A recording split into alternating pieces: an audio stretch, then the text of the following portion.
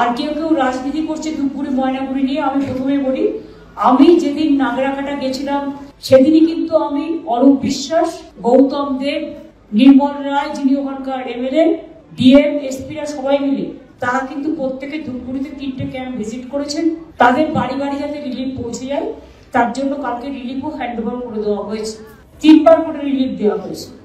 ঘর বাড়িগুলো যাদের ভেঙেছে ধূপগুড়ি ময়নাগুড়ি করে দেওয়া হবে। আপনারা জানেন আগের বারেও ময়নাগুড়ি জলপাইগুড়ি যখন সাইক্লোন হয় আমি নিজে এসেছিলাম এবং ধূপগুড়ির যারা ক্যাম্পে ছিল আমি অরূপের ফোন থেকে তাদের সাথে স্পিকারে কথাও বলে নিয়েছি। সুতরাং যারা কেউ কেউ হতাশ করছেন মানুষকে, তাদের বলবো হতাশ না করে তারা চেষ্টা করুন মানুষকে একটু নিজেদের থেকে হেল্প করাটা।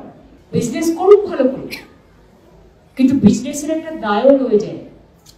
মানুষ বিপদে পড়লে তার পাশে দাঁড়ানো, কোনো কিছু করবেন না আর বিজেপির টাকায় বড় বড় ভাষণ দেবেন। একদিন ঘুরে ফটোশপ করে সব পালিয়ে গেছে, তারপরে কারো বার্তা আছে? বাড়ি বানাবো আমরা, ব্রিজ বানাবো আমরা, ল্যান্ডস্লাইড পরিষ্কার করবো আমরা, রিলিফ দেবো আমরা, কিচেন চালাবো আমরা। সেন্ট্রালের কোনো ভূমিকা নেই, নাথিং ইজ দেয়ার, শুধু রাজনীতি।